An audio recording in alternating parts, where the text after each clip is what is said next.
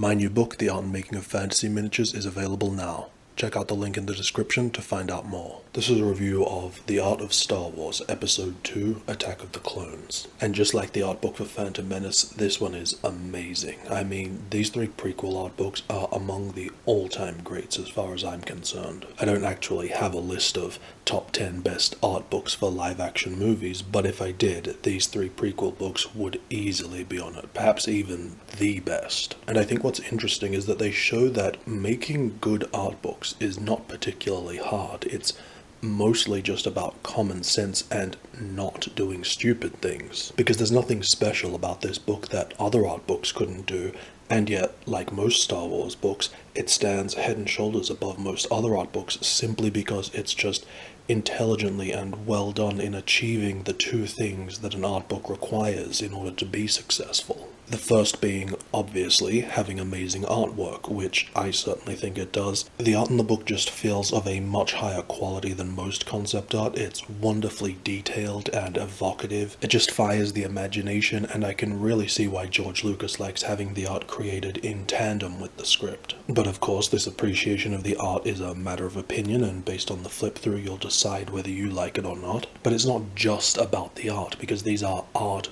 books, so having great art is only half the equation. It also needs to be a good, well thought out, well presented book. And I want to give a shout out here to Ian Morris of Lucasfilm, who not only designed the book, but if I understand correctly, also selected the images. So it seems weird to me that he doesn't share the cover credit, since curating and designing an art book is essentially most of the work, but whatever. But I wanted to acknowledge that because I absolutely love the choice of art. One of the reasons I think so highly of this book is because it continues what was my favorite thing about the Phantom Menace art book, that the focus is very much on design exploration and development.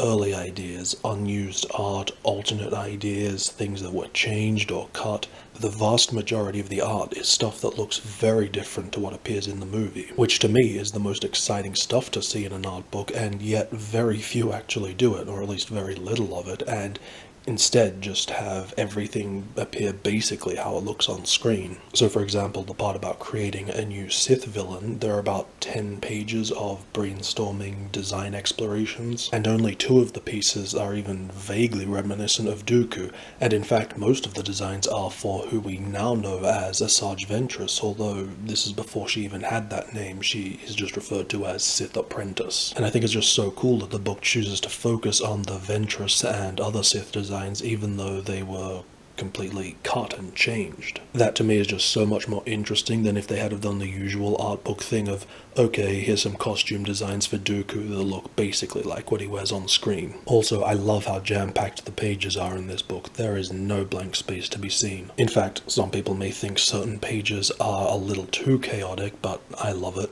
One aspect of it I love less though, and this is literally my only minor gripe with this book, is that just like the episode 1 art book, there are quite a few noticeable and bizarre sizing issues with the images. Some simple pieces that are ridiculously large, and then other more detailed artworks on the same page are made unnecessarily tiny. It's especially bad when you get to some of the epic Geonosis battle paintings. I mean, look at this spread.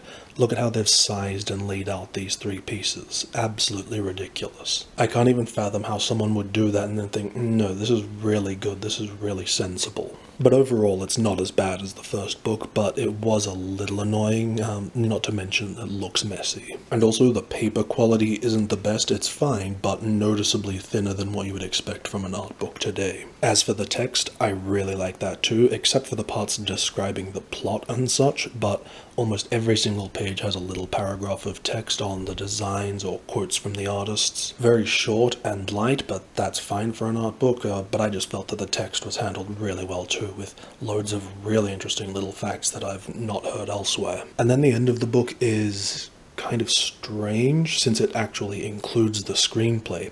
I think some people will really like that. Others, like myself, may find it unnecessary. However, I will say, even though I'm not exactly impressed with the fact they included the screenplay and would have preferred more art on those pages, or just cut that section entirely and give me a cheaper book, but the way they've included it is, again, at least intelligent if that's what you're going to do.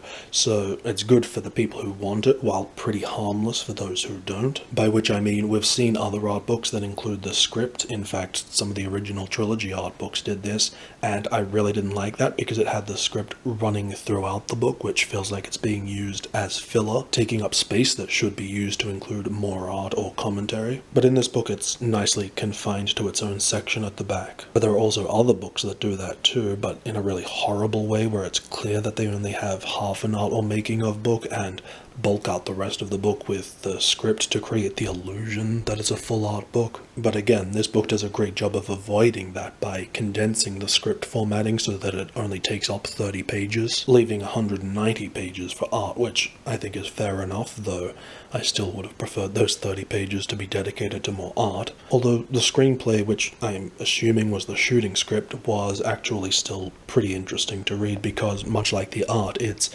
very different to the final film. Deleted scenes, lots of alternate, terrible dialogue. But yeah, this book is just brilliant and an absolute must-have for any Star Wars fan, regardless of whether or not you like the movie. And if you want to check out some more Star Wars books, you can click on this playlist to see all the Star Wars reviews I've done.